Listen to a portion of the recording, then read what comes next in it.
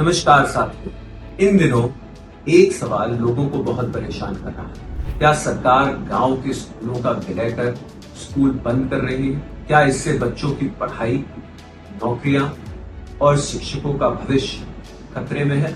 आइए सच को सामने लाते हैं, भावनाओं से नहीं, तथ्यों से। 3 वर्गों को सबसे ज्यादा परेशानी है, जो कि स्वाभाविक है और इस पर गंभीरता से चर्चा भी होनी चाहिए। 1, सरकारी शिक्षक बनने की तैयारी कर रहे युवा, जिन्हें लगता है कि स्कूल कम होने से सरकारी नौकरियों के अवसर भी कम हो जाएंगे। 2, कार्यरत शिक्षक, जिन्हें लगता है कि स्कूलों के विलय होने से प्रमोशन और वेतन वृद्धि के अवसर भी कम हो जाएंगे। 3, छात्र और अभिभावक, जिन्हें चिंता है कि स्कूल दूर चले जाने से बच्चों की पढ़ाई पर असर पड़ेगा। ये चिंताएं भावनात्मक हैं और इनमें कुछ भ्रांतियां भी फैलाई जा रही हैं। आइए इस पर कुछ प्रकाश डालें। पहली बात, आरटीई कानून के अनुसार कोई भी स्कूल किसी भी बच्चे से 1 से 2 किलोमीटर की दूरी से ज्यादा नहीं हो सकता। किसी भी बच्चे को लंबी दूरी का सामना नहीं करना पड़ेगा। दूसरी बात, स्कूलों का विलय स्कूल बंद करने के लिए नहीं, बल्कि संसाधनों को बेहतर तरीके से उपयोग करने के लिए हो रहा है, ताकि हर कक्षा में टीचर हो और पढ़ाई का स्तर बेहतर हो, बुनियादी सुख सुविधाएं विद्यालयों में उपलब्ध हो। तीसरी बात, नोबेल पुरस्कार विजेता एस्थर डुफ्लो ने हाल में ही एसर रिपोर्ट के हवाले से कहा है कि भारत में प्राइमरी शिक्षा में बेहतरी हुई है।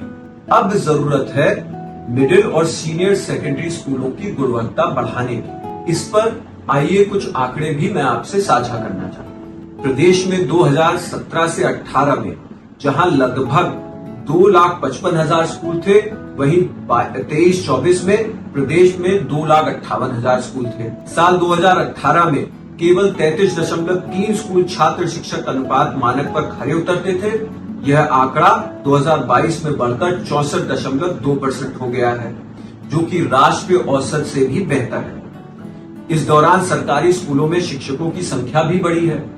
4,30,000 से ये संख्या बढ़कर 5,03,000 हो गई है। निःशुल्क और अनिवार्य शिक्षा के अधिकार यानी कि आरटीई के तहत उत्तर प्रदेश में निजी विद्यालयों में बच्चों का नामांकन लगातार बढ़ रहा है। साल 2022 से 25 के बीच में आवेदन 71,000 से बढ़कर 1,14,000 हो गए। एसर रिपोर्ट 2024 के अनुसार उत्तर प्रदेश में बच्चों की पढ़ने की क्षमता 2 गुनी हुई है और गणित दक्षता 3 गुनी हुई है। स्कूलों की बुनियादी संरचना भी केरल और तमिलनाडु जैसे राज्यों से भी बेहतर पाई गई। चौथी बात, जो युवा सरकारी शिक्षक की भर्ती की तैयारी कर रहे थे, सरकार जल्द ही टीजीटी, पीजीटी और एलटी ग्रेड टीचरों की भर्तियां निकाल रही है। आपकी सेवाओं की देश को जरूरत है और अब उनसे भी ज्यादा जो मिडिल और हाई स्कूल में पढ़ रहे हैं, उनको आपकी सेवाओं की जरूरत है।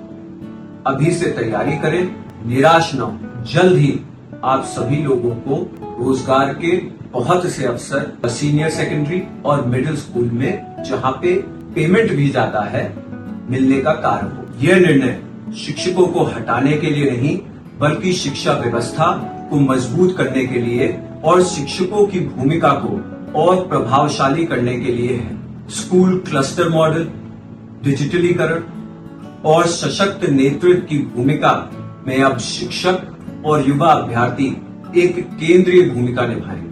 बच्चों को बेहतर शिक्षा मिलेगी, शिक्षकों को नेतृत्व का मौका और अभ्यर्थियों को देश की दिशा तय करने का अवसर मिलेगा। हमें डरने की जरूरत नहीं है, जानकारी और संवाद से आगे बढ़ना है। शिक्षकों का भविष्य तभी मजबूत होगा जब हम मिलकर काम करेंगे। शिक्षा, छात्र, अभिभावक और नीति निर्माण, ये सारी की सारी चीजें एक साथ चलेगी।